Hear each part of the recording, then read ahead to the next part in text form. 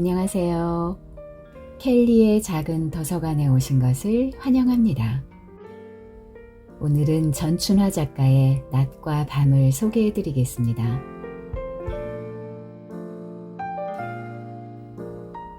난 말야, 죽기로 결심했을 때 살아있는 사람들은 다들 삶의 이유나 의미를 깊이 터득해서 살아있는 줄 알았어.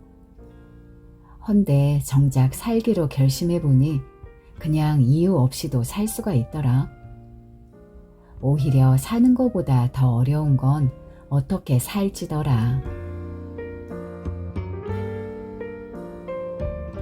전춘화 작가의 낮과 밤, 낭독 시작하겠습니다.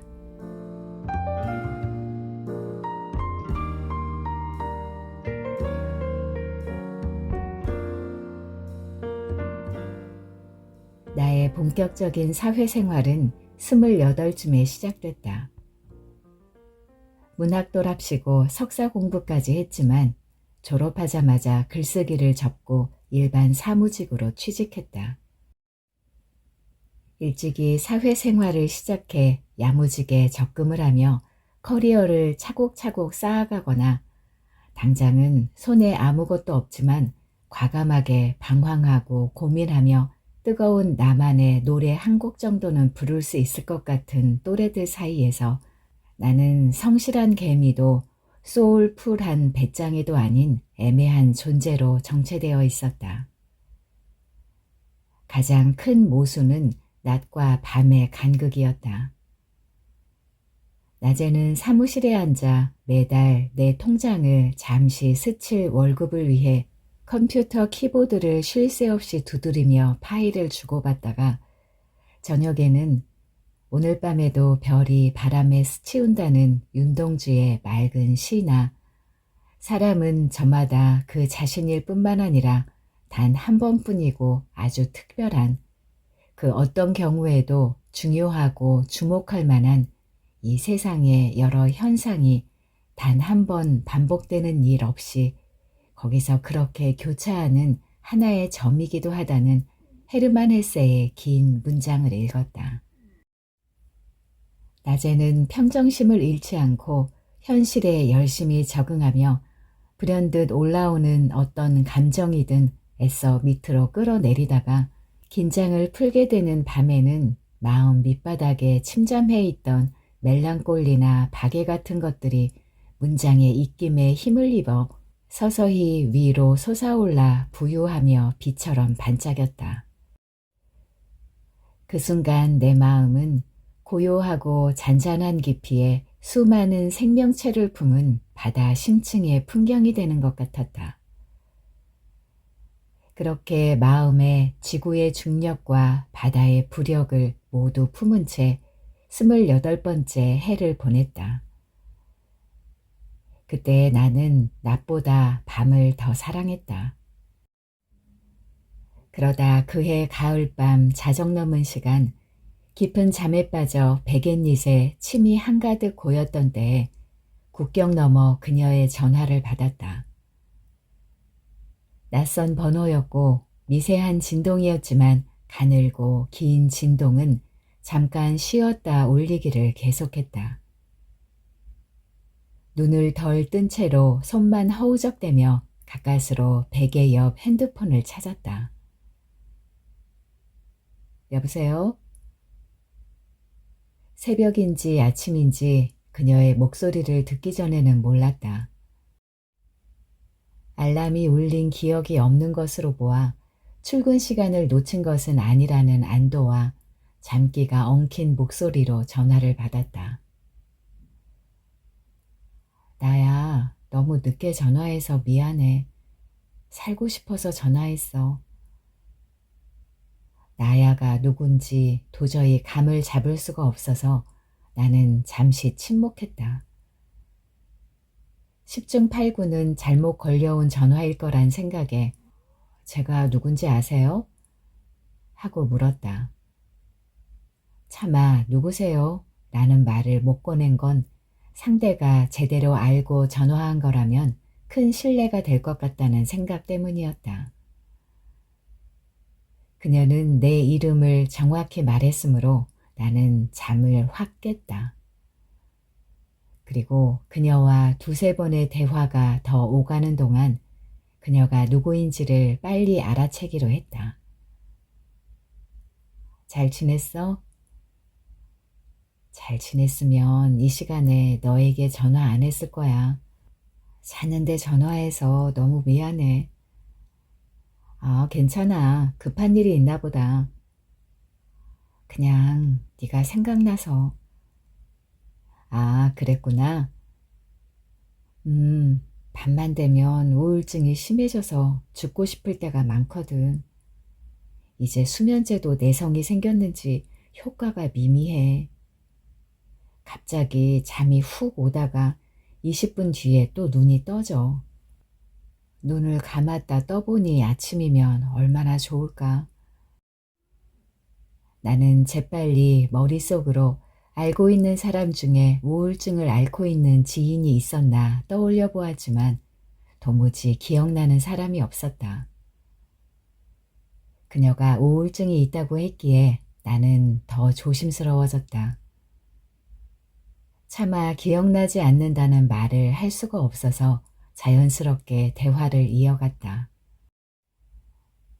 아, 오늘 밤도 20분 정도 자다가 이 시간에 잠을 깬 거야?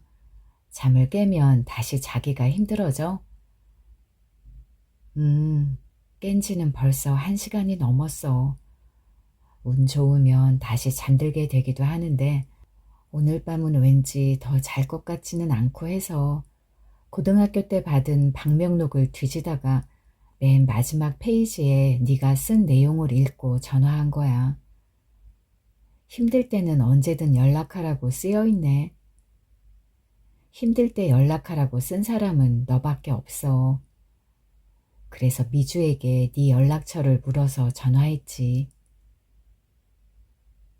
우울증을 앓고 있는 사람답지 않게 그녀는 맑은 소리로 말을 잘했다.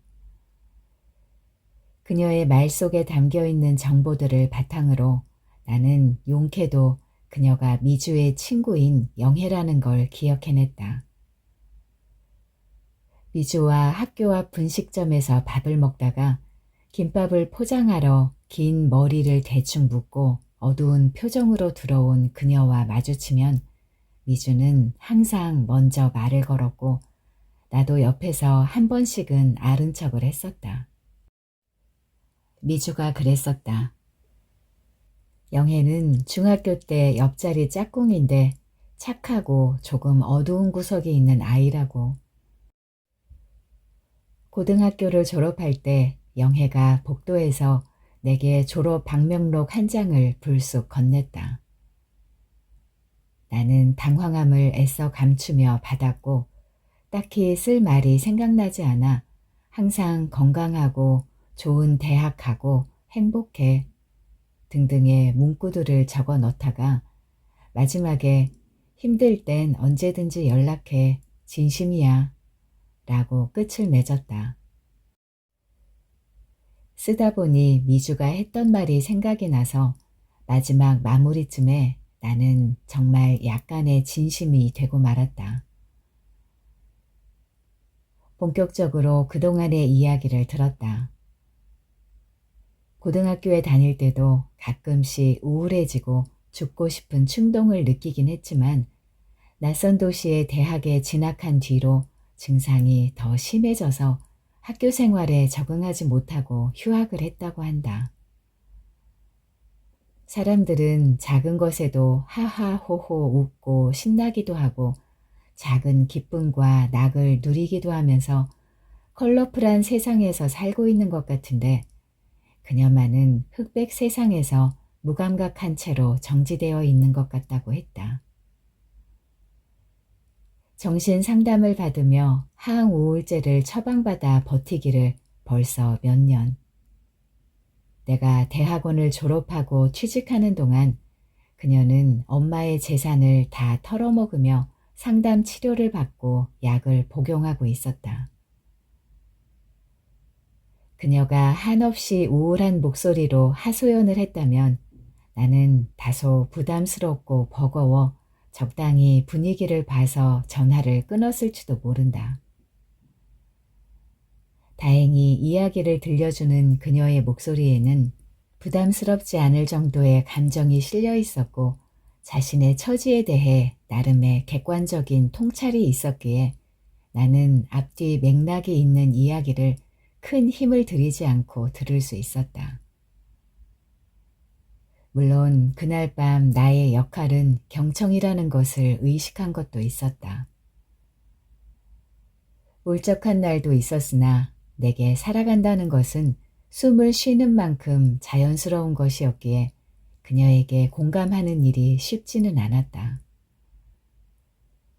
10년 전 그녀의 방명록에 쓸 말을 찾지 못해 버벅거릴 때보다 지금은 더 해줄 수 있는 게 없어서 귀를 열고 들었다. 새벽 5시쯤에 그녀는 전화를 끊었다.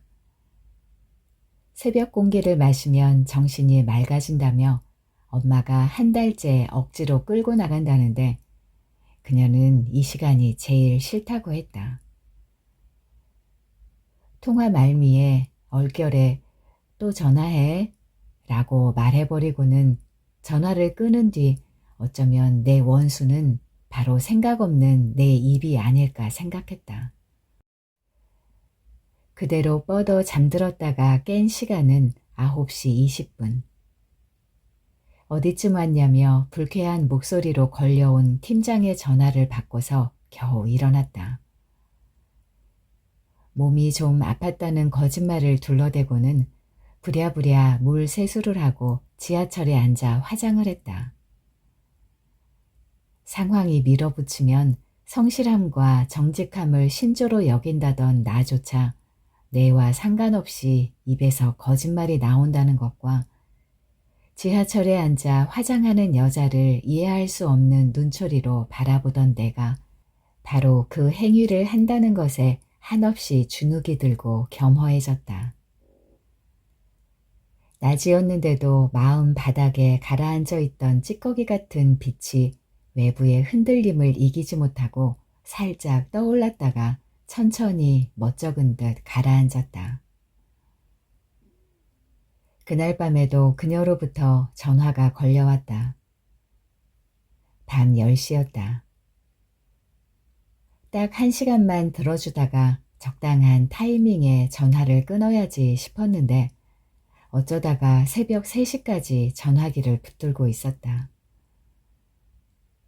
그러다 그녀가 밤은 특히 견디기 힘들어. 낮에는 사람들의 왁자지껄한 소리에 그런대로 우울함이 덜한데 밤엔 오롯이 혼자잖아.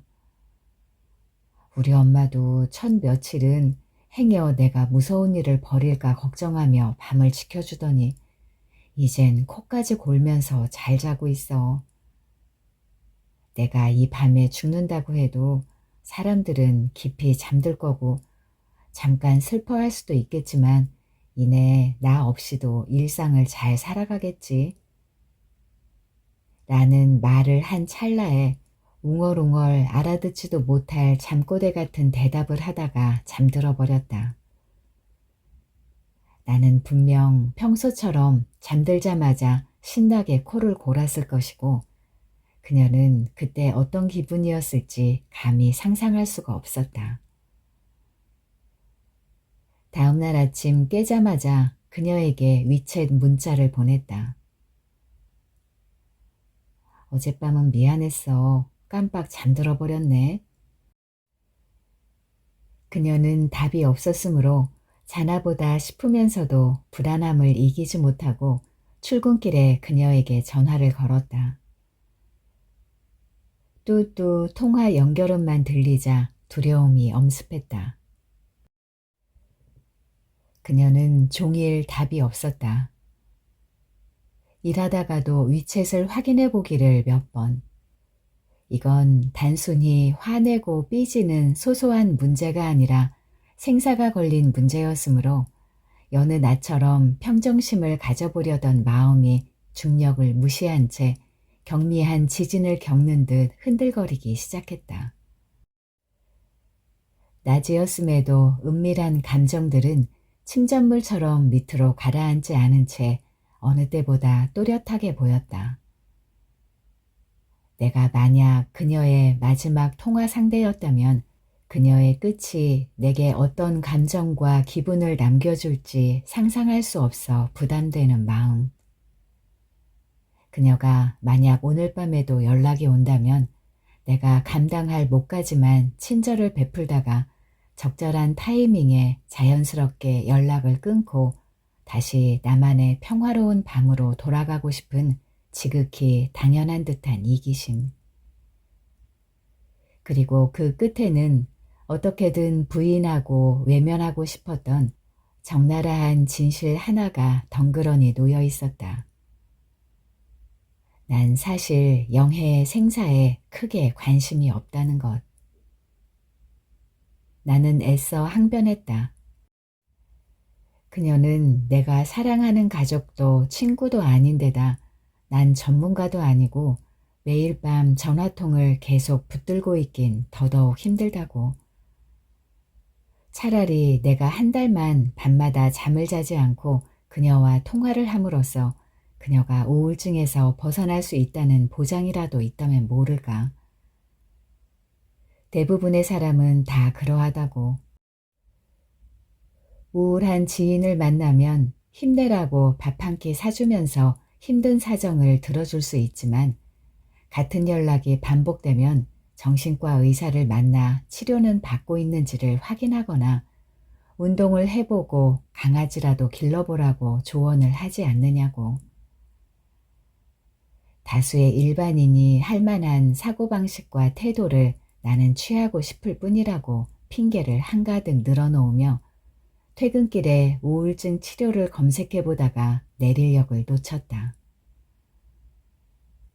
잘못 내린 역 벤치에 가만히 앉아 왜 이렇게 기운이 없을까 생각을 해보니 이성적인 핑계를 수없이 대는 낮의 본능과 괴테의 시를 읽고 헤르만 헤세의 소설을 읽는 감성적인 밤의 마음이 씨름을 하고 있었다.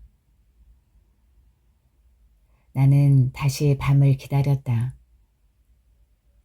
밤의 기운을 빌려 그녀가 잠들기 힘들다는 시간대에 전화를 걸어 뭐라도 방명록에 작은 진심을 담았던 예전처럼 솔직하게 할 수 있는 응원을 해주고 싶었다. 자정을 훌쩍 넘는 밤을 기다리며 내가 읽었던 책은 썸머신 몸의 단편선이었다. 달과 육펜슬을 읽은 후 작가의 다른 책들을 찾아 읽는 중이었는데 써머신 몸이 들려주는 이야기들은 흥미진진하기 그지없었다. 용기가 없어 평범함 안에 갇혀 살며 독서로 대리만족을 느끼는 나에게 만약 그녀가 전화를 받아준다면 어쩌면 써머신 몸이 들려주는 이야기 속 한 페이지 양에 해당할 특별한 일들이 생길 것 같았다. 그녀는 통화 연결음이 울린 지 한참이 지난 뒤에야 전화를 받았다. 살아있네? 아이고 깜짝이야. 짐짓 오버스러운 목소리로 안도의 숨을 내쉬자 그녀는 웃었다. 웃어야겠다고 판단이 되어 억지로 쥐어짜는 웃음 같았다. 연락 안 해도 돼. 어제와 달리 그녀의 목소리에는 감정 하나 실리지 않았으므로 나는 그제야 그녀가 확실히 우울증을 앓고 있다는 사실을 피부로 느낄 수 있었다. 뭐야, 네가 먼저 늦은 밤에 전화해놓고는. 그때는 지푸라기라도 잡고 싶은 심정이었는데 지금은 다 귀찮아졌어. 가끔은 미친 듯이 사람에게 기대고 싶다가 다음 날은 사람이 끔찍할 정도로 싫어져. 그랬구나. 그래도 싫은 감정을 이겨내고 전화를 받아줘서 고마워. 나는 네가 사는 게 얼마나 힘든지도 모르면서 그래도 네가 계속 살았으면 좋겠거든. 그러게 사람들은 참 웃긴 것 같아.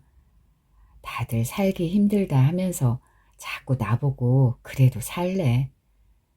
스스로도 사는 이유를 모르면서 왜 죽는 건 꼭 나쁜 거라고 생각하지? 내가 어쩌다 용기 내어 죽으려고 하면 엄마는 울고 불고 난리 나고 앰뷸런스가 뛰어와 날 구해줘. 그렇게 살고 나면 또 나 혼자 우울증과 싸워야 해. 결국은 또 나 혼자만의 싸움이라고. 그런데 자꾸 날 살려놔.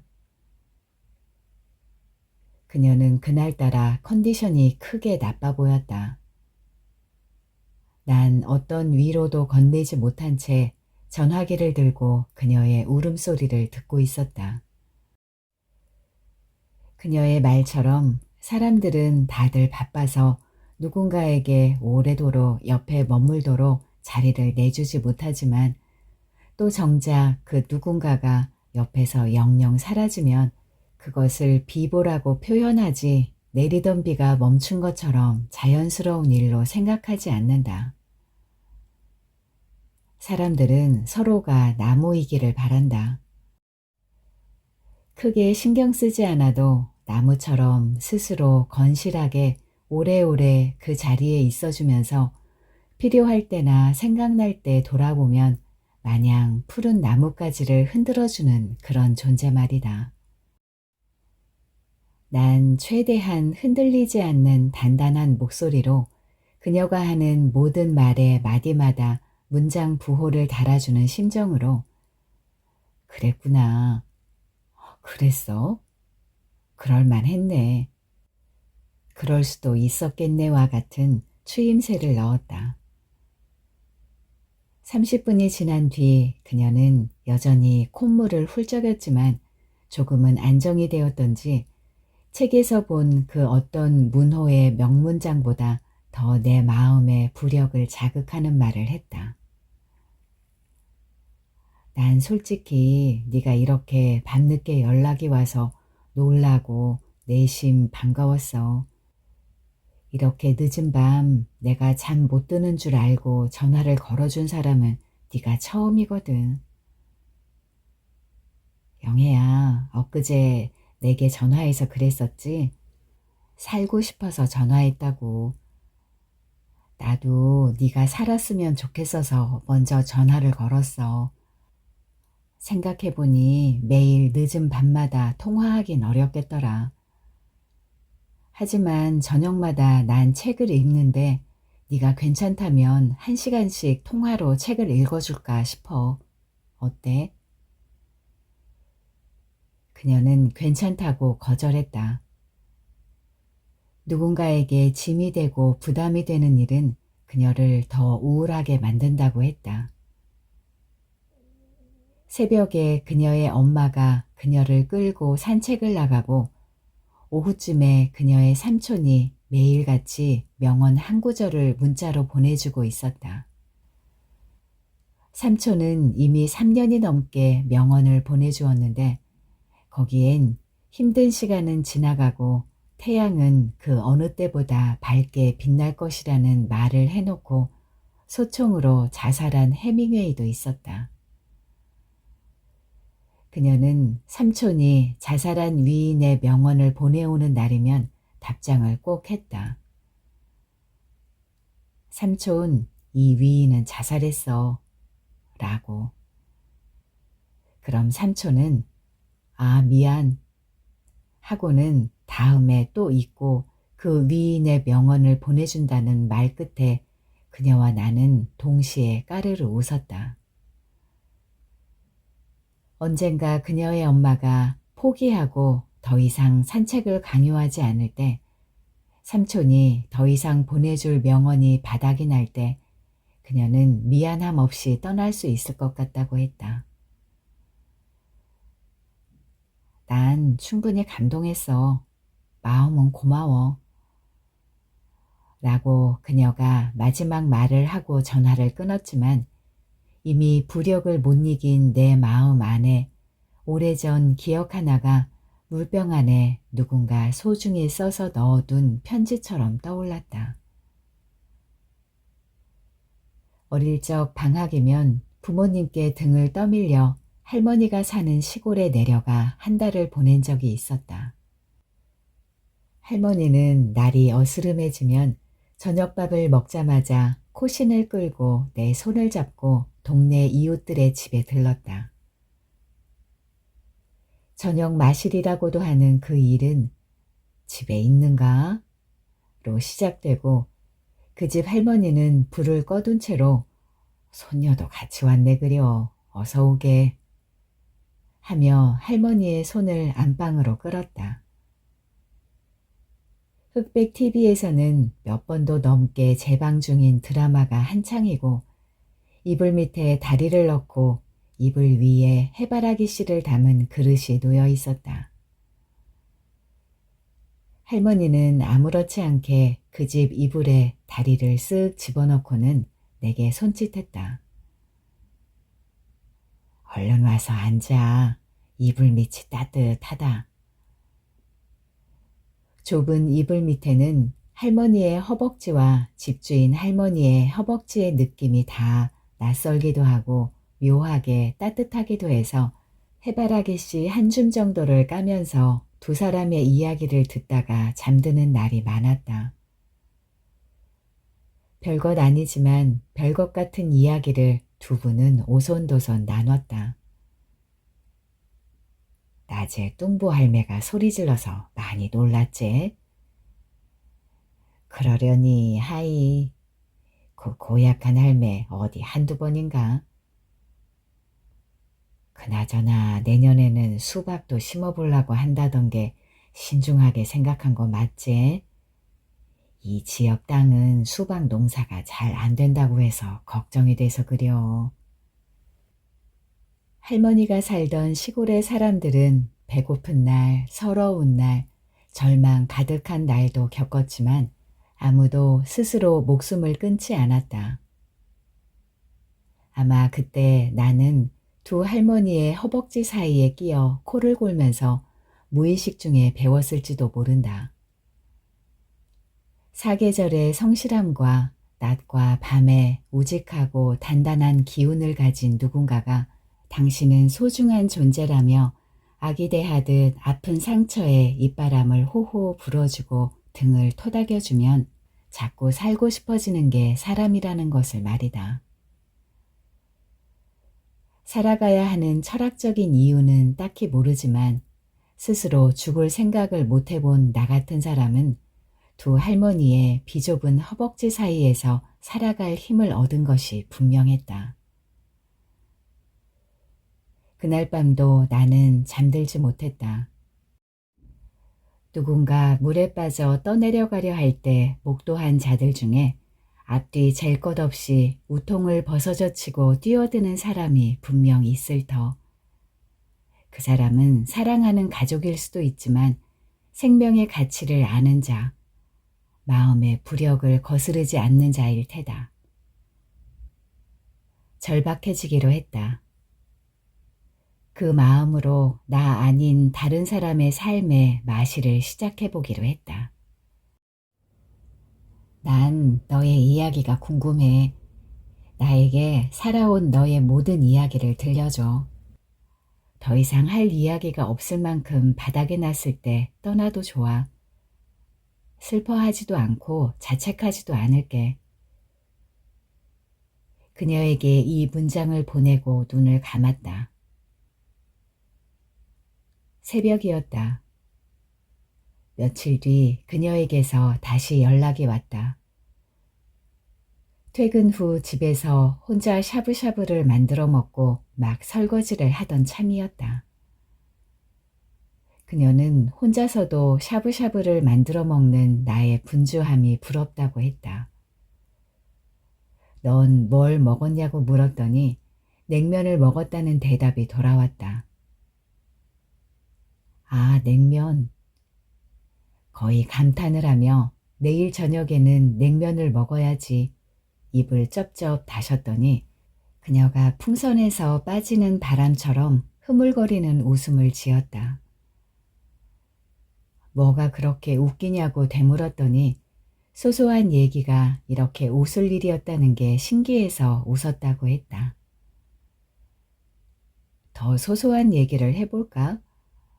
사람 사는 일이 어디까지 소소해질 수 있는지를 넌 알아? 내가 오늘 뗐다. 난 오늘 팀장의 흰색 바지를 입은 엉덩이에 머리카락 한 오라기가 붙어 있길래 그걸 손으로 떼줬어. 팀장은 30대 남자거든. 그녀는 미쳤네 미쳤어 라고 깍 소녀 같은 비명을 질렀다. 왜 그랬는데? 들키면 어쩌려고 그런 짓을 해? 걱정하는 듯한 말투로 묻길래 나는 얼른 대답했다. 심심해서 그랬어. 들키지 않기 위해 조마조마해하며 팀장이 머리를 돌리지 않을 타이밍과 내 손길을 느끼지 않을 만큼 공기처럼 가볍게. 그러나 재빨리 머리카락을 떼내고는 혼자 흐뭇하게 웃게 되더라고. 긴장되고 경직된 채 보내게 되는 낮 동안 나도 모르게 용기를 내거나 엉뚱함에 소소한 일을 버려놓고 나면 늦은 밤 자리에 누워서 하루를 떠올릴 때쯤 괜히 뿌듯해지더라. 백지 같은 하루에 가급적 알록달록 크레파스들의 색깔을 최대치로 동원해서 밋밋하지 않게 그림을 그려낸 것 같이 느껴져. 넌 오늘 뭐 하고 보냈어? 그녀는 골똘히 생각에 잠기는 듯 했다. 오전 내내 누워있다가 TV를 켰다 껐다 하다가 그나마 했던 가장 생산적인 일은 빛이 그리워서 커튼을 열어젖히고 내게 전화한 일이라고 했다. 그러다가 두서없이 해밍웨이 말이야 하고 주제 전환을 하더니 해밍웨이의 일대기를 소개한 짧은 글을 찾아 읽었단다. 그녀에게 해밍웨이는 노인과 바다 같은 명작을 쓴 대문호가 아니라 힘든 시간은 지나가고 태양은 그 어느 때보다 밝게 빛날 것이라는 명언을 남기고 자살한 앞뒤가 다른 사람일 뿐이라는 걸 상기하며 다음 말을 기다렸더니 그녀는 자신이 해밍웨이를 오해한 것 같다고 말했다. 해밍웨이는 결혼도 여러 번 하고 사냥도 즐기고 굵직한 작품도 꽤 쓰면서 하고 싶은 걸 다 하고 말년에 스스로 죽은 거더구나. 그녀는 그날 자신이 대충 알고 지나감으로 인해 오해하고 있었던 지난날의 사건들을 하나씩 짚어보았다. 2시간을 통화하고 나서는 전화를 끊을 때쯤 내게 물었다. 의사도 2시간씩 상담을 못 해줘. 바쁘기도 하고 비싸. 나도 너한테 뭘 해줄 게 없을까? 아니면 그냥 받기만 하는 것 같아서 마음이 불편할 것 같아.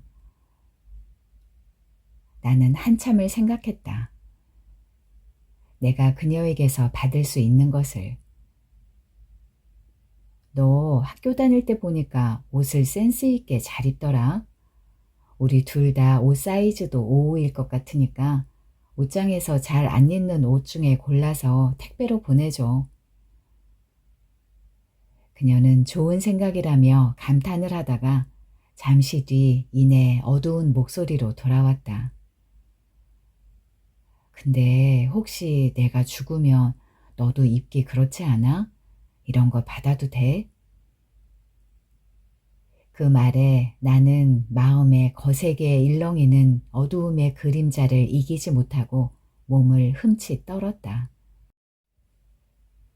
1년 중에 내가 죽음을 떠올리는 횟수는 손을 꼽을 정도였다.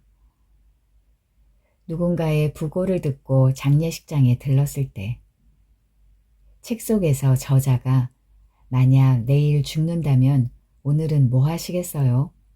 와 같은 진지한 질문을 던질 때, 집으로 돌아오는 골목길에서 앰뷸런스의 다급한 경적 소리를 들었을 때, 죽음은 내 안에 있는 것이 아니라 외부에서 한 번씩 무딘 내 피부를 건드렸다. 그런 날은 후회 없이 살아야지 마음을 다잡아보곤 하지만 며칠이 지나지 않아 다시 흐트러졌다. 그에 비해 그녀에게 죽음은 그녀 안에 소시적부터 뿌리 깊이 단단히 자리를 잡고 있는 듯 했다. 빛을 향하지 않고 어둠을 향하고 있는 마음이라니. 그러니까 그 옷들을 최대한 오래 입을 수 있도록 널 오래오래 살게 만들어야겠다. 그녀는 피식 웃었다. 그리고 며칠 뒤 그녀의 옷들이 빠른 국제 택배로 내게 도착했다.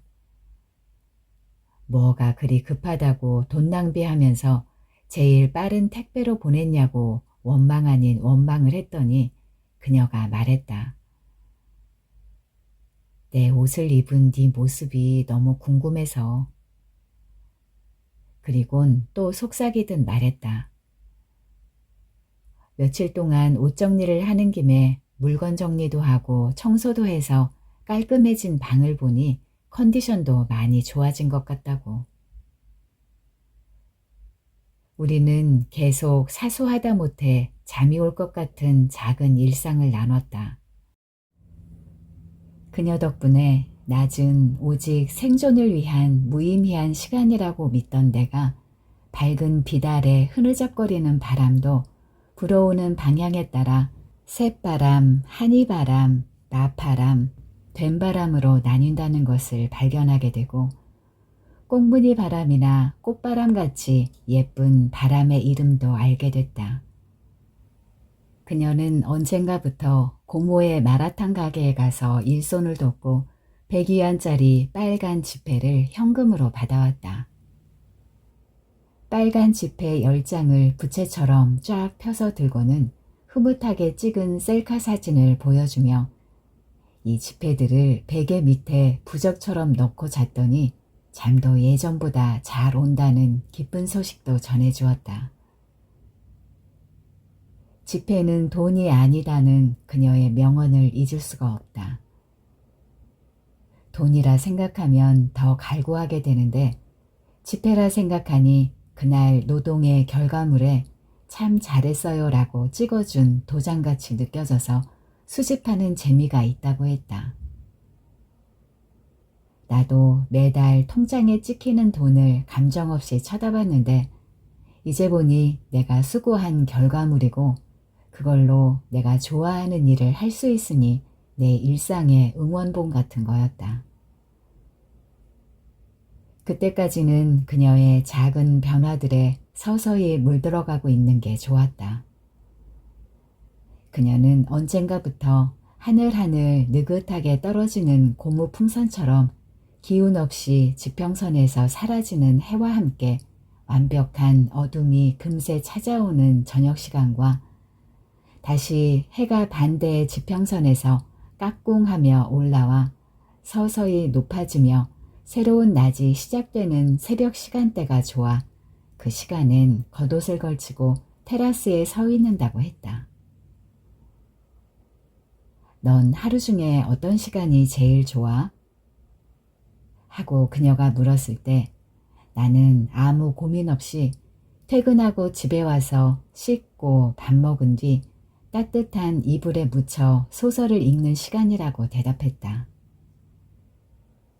이에 그녀는 별 생각 없이 혼자 중얼거렸다. 그건 직장인들이라면 다 그런 거 아닌가?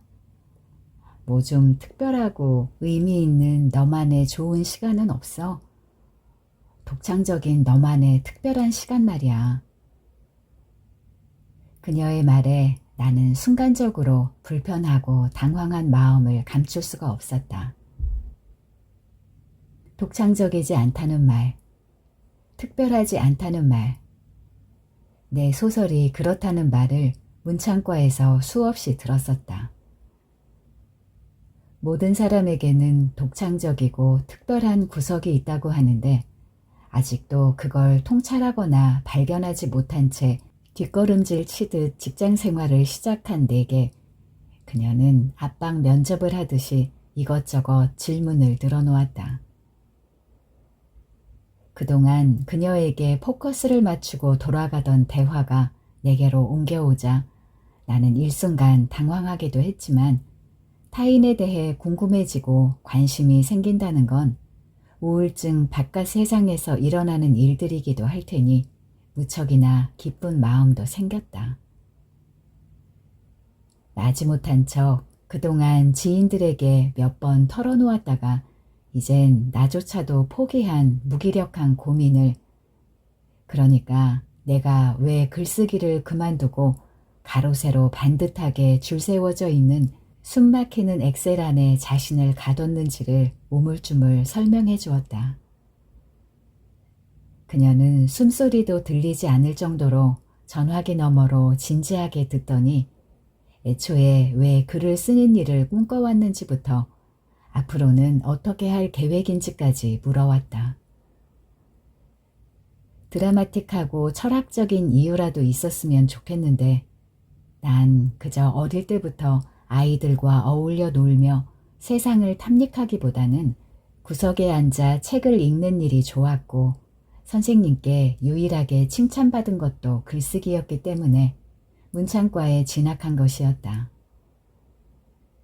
난 그녀만큼 우울하지 않게 숨쉬며 어떻게든 살아가는 일은 자신 있었지만 정작 어떻게 살아가야 할지에 대해서는 젬병이었다. 내 말을 들은 그녀는 무거웠던 내 목소리 톤을 중화하려는 듯 한껏 밝은 목소리로 이런 대답을 했다. 난 말야, 죽기로 결심했을 때 살아있는 사람들은 뭐 다 삶의 이유나 의미를 깊이 터득해서 살아있는 줄 알았어. 헌데 정작 살기로 결심해보니 그냥 이유 없이도 살 수가 있더라. 오히려 사는 것보다 더 어려운 건 어떻게 살지더라고. 너도 작가가 되는 일에 굳이 무슨 큰 이유나 사명감이 있어야 된다고 진지하게 생각하지 마. 그냥 쓰는 거지. 하고 싶으면 하는 거지. 일단 죽이 되든 밥이 되든 쓰면서 어떤 작가가 될지를 천천히 생각해보면 좋겠어. 그녀의 말에 나는 세상에 이렇게 쉬운 현답이 있었나 싶은 게 허탈해지면서도 마음의 짐을 슬쩍 덜어낼 수가 있었다. 그녀의 말처럼 삶이란 원래 이렇게 쉬운 이면이 있을지도 모른다. 죽는다 했다가도 살고 싶어지고 글을 못 쓰겠다고 뒷걸음질 쳤다가 그게 엄살이었던 것처럼 비장하게 다시 열 손가락에 불이 나도록 키보드를 신나게 두드려대면서 그땐 왜 그랬지? 긴 잠에서 깬 듯 얼떨떨해지는 지금의 우리처럼 말이다. 난 아직도 그녀가 내게 건넨 질문인 하루 중에 제일 좋은 시간에 대한 답을 유예했다. 시소를 타듯 낮과 밤에 느끼는 텐션의 격차를 줄여가기 시작하면서 나에겐 시간과 날씨, 풍경과 사람이 퍼즐처럼 맞춰져 순간이란 이름으로 기억에 박제될 때가 많아졌다. 어느 고정된 시간대가 편하고 좋은 게 아닌 낮과 밤 어느 시점에든 느닷없이 찾아오는 순간들을 기대하고 좋아할 수 있게 되었으니까.